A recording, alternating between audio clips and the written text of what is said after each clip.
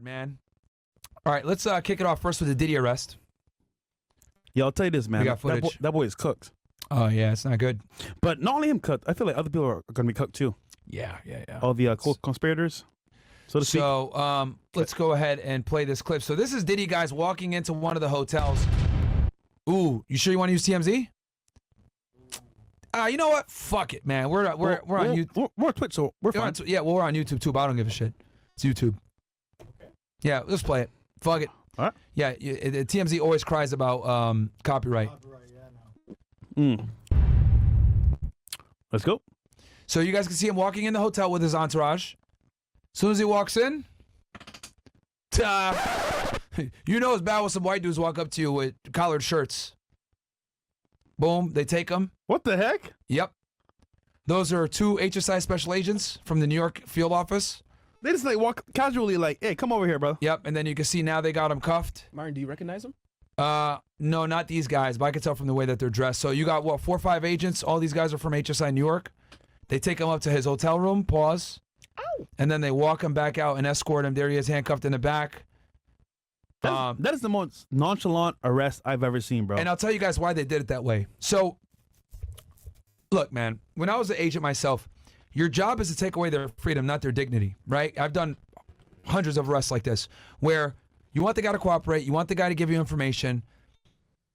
You're not going to go in and like fucking tackle him and embarrass him in front of everybody. Obviously, this is a very famous guy. Image is important. So you're going to kind of do it in the least intrusive way possible. Take him out nice and quietly. Don't make it too obvious. And, you know, save the guy some of his dignity, because when you get him back to the station, you want to ask him questions, you want him to cooperate and be forthcoming, etc. You're building rapport for the guy with the guy. And I also thought it was very intelligent that they said, hey, do you need to get anything out of your room? And that's good because it allows them to, because here's the thing, once they take you into custody, you basically you're in their custody. So they're responsible for you. So they have to go everywhere with you. So they took him upstairs to get his stuff as a courtesy, but that allows them into his room. They go look around and stuff like that. Obviously get consent to search. So they were real smart to do it that way. So it ended up working out very smoothly. Right now, the information I got, there was some rumors that he was on self-deletion watch, but that's a lie. I actually have a friend that worked for Bureau of Prisons, and he has a close contact at the Brooklyn jail. He was never on self-deletion watch. Oh. It was a lie. They just had him under 24-hour surveillance and in a separate room because of obviously who he is. Actually, matter of fact, he sent me an update today too. Let me tell you guys. So I heard you guys are getting inside stuff here. So I heard that he was supposed to be arrested later on, but they sped up the process to arrest him sooner. Why is that? Nah, I think they just had the opportunity. They indicted him. They had an arrest warrant for him. They knew where he was at, so just go get him, you know? Okay. At that point. Let me read to you guys. Okay, question. Should he have went to Bali with Russell Simmons and stayed over there? Would that have been better? Well, he would have been a fugitive from justice. Because his whole angle here was to get bond. He put up an incredible bond package, like $50 million of real estate, guarantors. Like, he put up an extraordinary bail package. I've never seen one that extensive. They still didn't give him bond. Damn. Okay. Done for. So the latest that guy goes, he might get moved to a floor, typically on the east side where cadre females and special inmates are located. This type of housing means they will be out in the open where there are several beds on the floor and one officer station, roughly 20-30 inmates, or they may have just leave him where he's at right now. They're only talking about it. I'll check later. So right now he's by himself, but they might move him to like a unit where there's women and like special inmates, like obviously like him, that are, because they can't put him in general public. You think he'll be Jeffrey Epstein? That's why they're going so hard to make sure that he's not with the other inmates. Jeffrey Epstein had a roommate. I think his name is, let's see if Tartaglioga, if I'm not mistaken, an Italian guy. He was a cop that killed 2 people. Was his roommate. Yeah. Oh. Yeah. Google it real quick. Pull up Google real quick. Type in Jeffrey Epstein's cellmate. I think it was something Tartaglioga, if I'm not mistaken. He was a police officer that killed 2 people. If I got the last name right, I'm fucking a G. You think he's gonna snitch? Did he? I mean, he's gonna have to. Nicholas Tartaglione. I'm fucking nut. Let's go, baby. Mamma mia! Yeah. So that was his roommate. There's a lot of allegations that he killed Epstein, but yeah, man. And yeah, ex-cop. Yeah, muscled up ex-cop. Pause. Steroid using. But yeah. But with Diddy, I think they're trying not to let that happen because this will look really bad on the Department of Justice if anything happens to him. Yeah, really for sure. bad. Especially since they denied his bond, when he put up such a crazy bail package. He put up his houses. He had people write letters and shit. His legal team sent all the emails because months before he had been arrested, his legal team was sending emails to the prosecutors where he was going all the time. Hey, Mr. Diddy is going to be flying, Mr. Combs is going to be flying from Florida to LA. He'll be there from this day to this day. Okay, Mr. Combs is flying from Miami to New York. He'll be there from this day to this day. They were doing this months in advance because they knew he was going to get indicted. They knew he was going to get arrested, and they wanted to show good faith. Hey, we want this guy on bond. We've been cooperating with you guys. He's not a flight risk, but the government. I'm surprised they actually petitioned to keep him locked up. They did find an AR-15 in one of his homes with the serial number scratched off, which that's a whole other crime.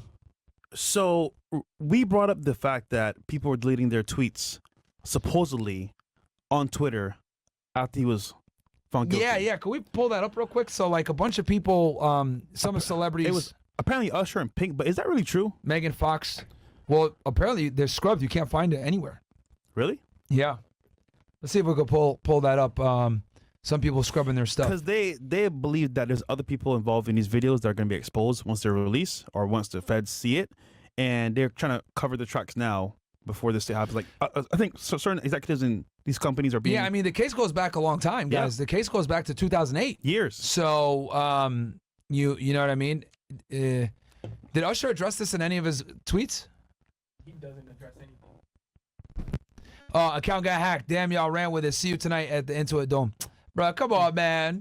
Stop capping. And then the same thing. Well, Usher known to speak very politically correct. Normally, he doesn't address any. Oh, he's issues. a pussy. He likes to keep things politically correct. He doesn't. He just Either way. Yeah, so he doesn't have any. He plays it safe. His Twitter is back. Yeah. Or his tweets. Wait, but all of them? Well, I don't know. I'm saying don't ask Usher to address any issues or debacles. Yeah, he won't. He won't do it. Was he on The View and they asked him who's voting for? He's like, hey, you need to vote for who you want to vote for. It's up to your prerogative. I'm like, nigga, who are you voting for? Is it what they ask you? He's very PR trained. Yeah. He's very PR trained? Very. He's very Diddy trained. Oh, my God. Well, honestly, Diddy had good PR before this happened. If you guys think about it, like, Diddy actually had really good PR but until this shit happened. How do you think he was able to get away with this for so long? Brother, love. Love. You know? Vibrations, energy. Give love back to people. Diddy love. Yeah. That was the monarchy. Anyway. Pretty But yeah, so that's how the arrest went. What else? So Usher, his thing, now he's claiming that it got deleted. they got hacked. Let's see what Pink said. Let's go to her ex. Bro, when they mentioned Pink, I was like, bro, what is it, 1995? The fuck is going on here, man? Early 2000s? X is dangerous though, bro. Because they can go out to your old tweets and fucking come after you for old tweets. That's scary, bro. Yep, that's why you just got to be a ninja and not give a shit. That's scary. Is it all gone? Bruh. How'd she have 30 million followers? Who listens to Pink? I can't even name one song. Oh, there you go, Mo. Trust fall. Yeah, see? I told you Myron agreed. Yes, sir. Well, she been on Twitter since 2009? Bruh. Damn. Holy. Yeah, she ain't got no tweets. All right, Myron, I ain't gonna lie. That Who was else? hilarious. And then who was the other person? Justin Bieber, I think they said? Or Ashton Kutcher. Actually, you know what? Hold on. I'm going to send you a link real quick from Ian Carroll. I want to watch this video that he made on Ashton Kutcher. But even so, though, like, what do you think Diddy's gonna have to do to get out of this, if he can? Sing like a bird, Yeah, I mean, it's cooperate. Yeah, he's gonna cooperate, but I think he's the main target, so he's not gonna get much time off at all. Here, I'm sending you a link real quick, Bills. I don't know, man. I think there's more than And this Diddy. is Ashton Kutcher's link as well. Let's go ahead and pull it up. Oh, they had a clip with Justin Bieber, OBJ, and Trey Songz. Candace Owens spoke about it too. You saw a clip when they're like in the club or whatever. Candace, who?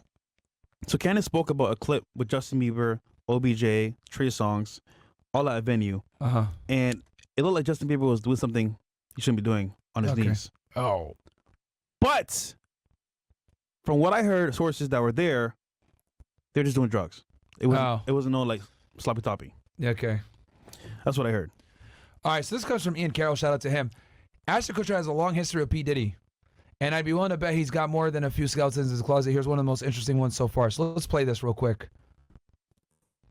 Do you know the story from 2001 when a young Ashton Kutcher got stood up on a date and then the next morning that girl had been murdered?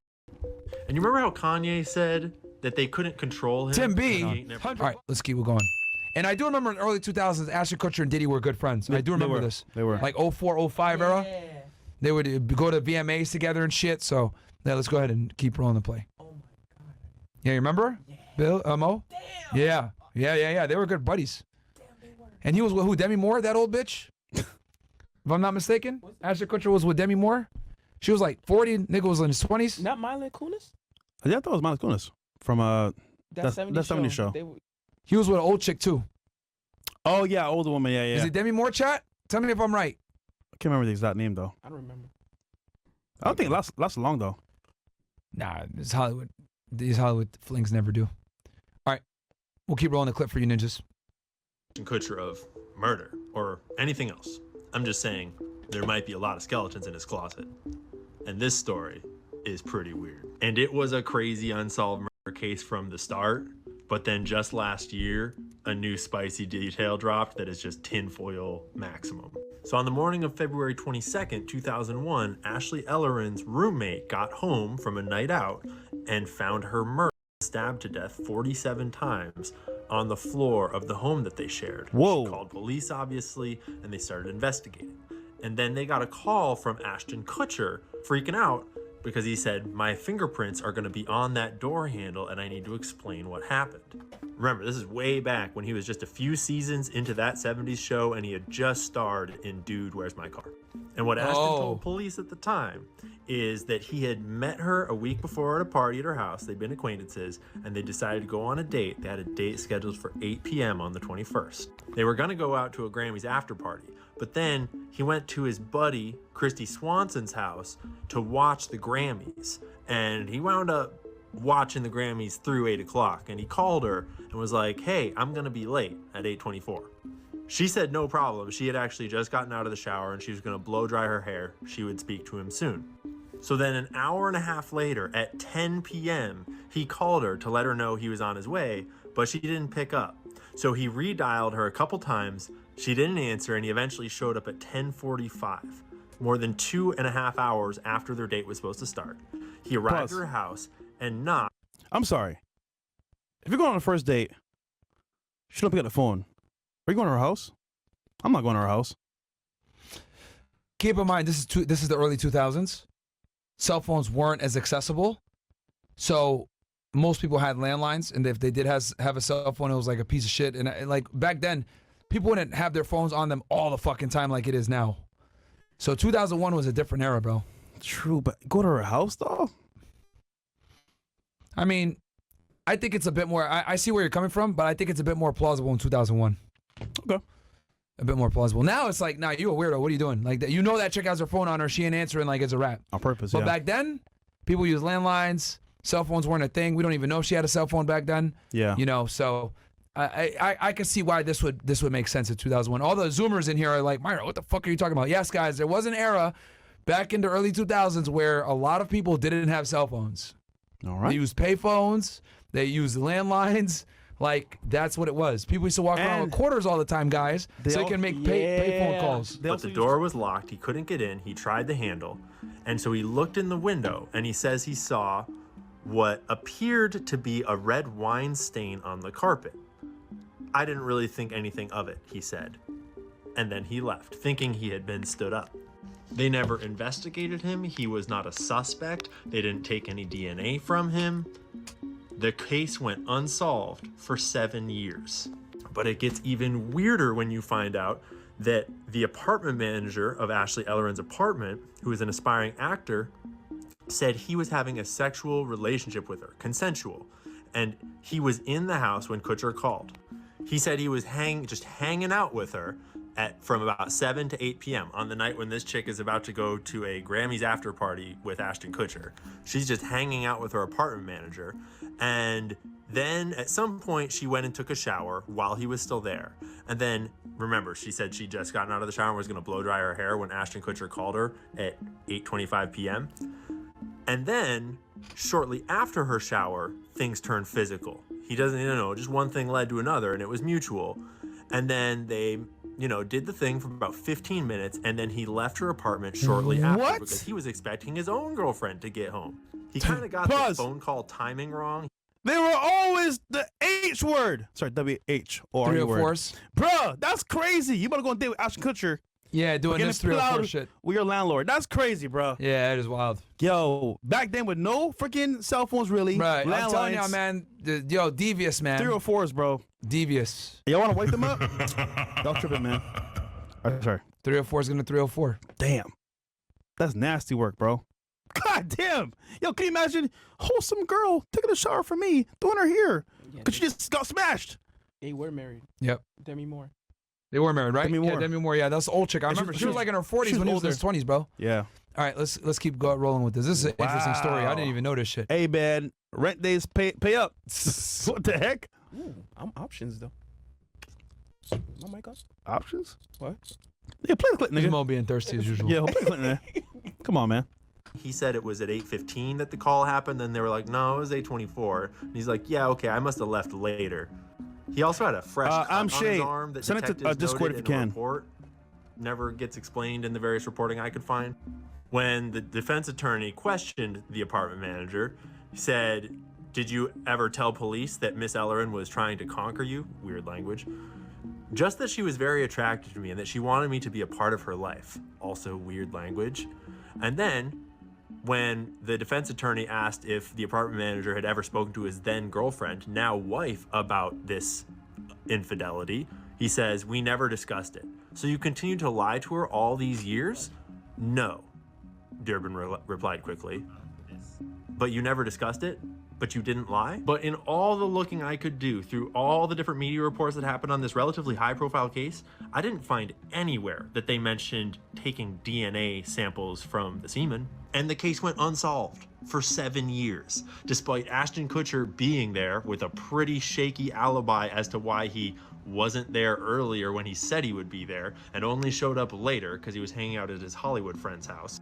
And despite this other dude that had a key to the apartment having admitted to consensual sex with her right as she was supposed to be going on a date with this other actor, no DNA tests, no investigation apparently.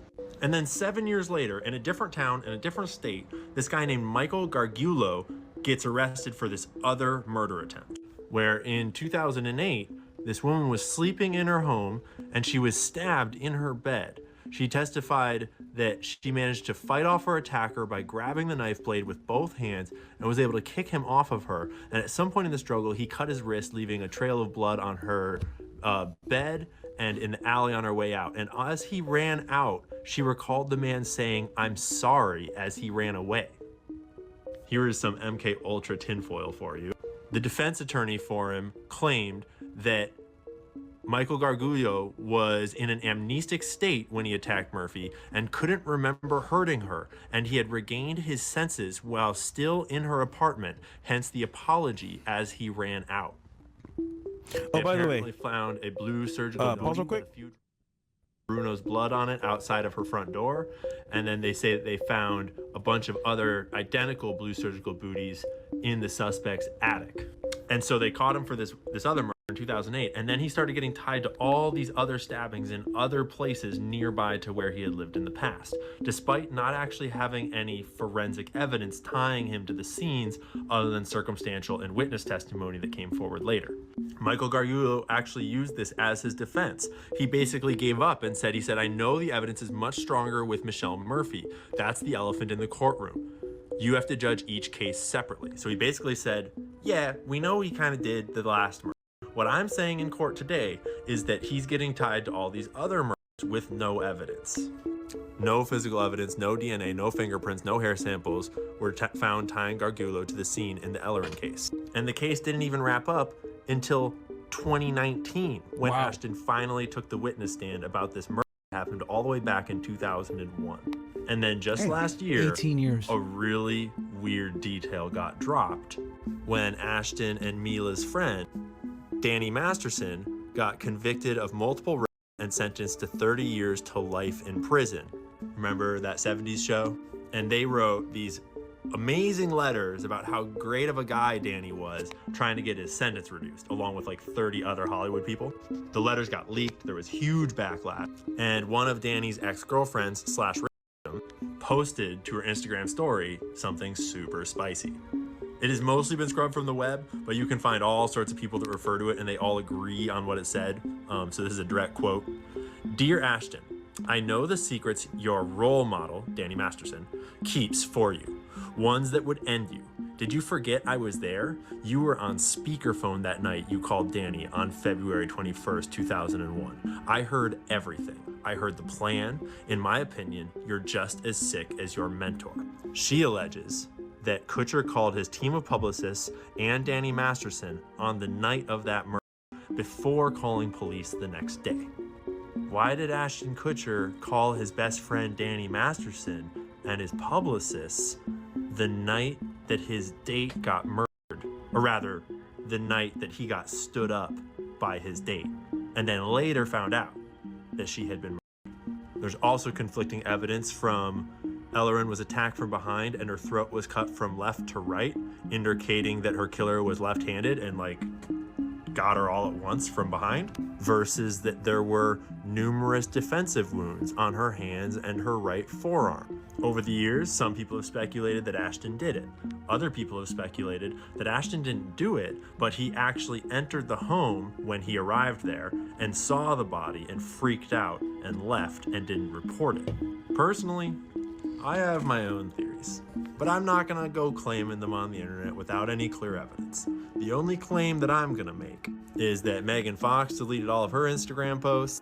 Usher tried to delete all of his Twitter posts, but he kind of failed at it. And all you other Hollywood criminals and psychos, you can try, but it's too late. It's all coming down around you. 2024 is the year that all lies will be exposed.